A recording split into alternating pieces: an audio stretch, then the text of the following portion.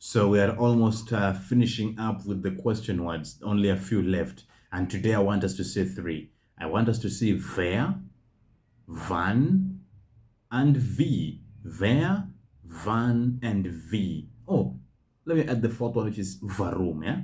Okay, I'll be giving examples in with each of them so that you get to understand them well. So let's begin with the first one, which is wer. W-E-R. Most people normally confuse wer to be where. Where is not where. Where means who. Who. You want to say, who is that? You simply say, wer ist das? Wer ist das? Who is that? You could say, that is Peter. Das ist Peter. Das ist Paul. So, wer is who. Okay? And then you have this other one, which is wie. W-I-E. Now, wie simply means how. Wie is how. And we commonly use it when asking, how are you in German? How are you doing? How are you? Which is, wie geht's? Wie geht's? How are you? Or, wie geht es dir? They all just mean the same thing. How are you? Or, wie geht es Ihnen? Just to mean, how are you? So remember, wie is how. You want to say, how is the weather? Wie ist das Wetter? How is the weather? How is Kisumu? Wie ist Kisumu? How is Germany? Wie ist Deutschland? So wie simply means how. Okay? So you have wer, who, wie, how, and then you also have wann. W-A-N, W-A-N. Now, wann means when, temporal, in terms of time, okay? I mean, in terms of question. When? When are you coming? The order is the same. You begin with the question word, and then verb, and then subject. So, in the example, I want to say, when are you coming? You just say, wann, and then the verb to come is kommen, okay? So, wann kommen Sie? Wann kommen Sie? When are you coming? You want to say, when is the bus coming?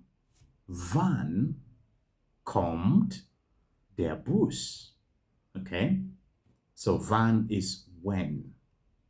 Okay, and then the last one I told you I'm going to cover is, so you've seen wer, wie, and wann. Also, let me add the last one, number 4, which is why. Warum. Now, warum is why. Okay? So as I was saying, the last one is warum. Now, warum simply means why. So I want to say, why are you crying? You can see the same word order in that you begin with the question word, and then the verb, and then the subject. So you simply say, warum, warum, and then to cry in German is weinen. Weinen, okay? So, warum weinen Sie? Warum weinen Sie? Why are you crying? Okay. You could also say, why are you coming late? Why did you come late? Warum kommen Sie? Why are you coming late? Warum kommen Sie spät? So basically, from all these examples of the questionnaires I've been using ever since I began this series, you've noticed that most of them normally have this pattern that you begin with the question word, and then you follow with the verb and then the subject. Of course, you conjugate the verb depending on the verb or depending on the subject you have in the sentence. Okay. So I believe by that we will have covered now fully the question words, because ever since we began this series, you've seen almost all of them: wo, woher, wohin, wohin, wie, warum, wann, etc. etc. The only one remaining, let me see, is that? Yeah, the only one remaining is what about was. So was simply means what. W-A-S, was, which means what. What is that? Was ist das? Okay. What are you doing? Was machst du?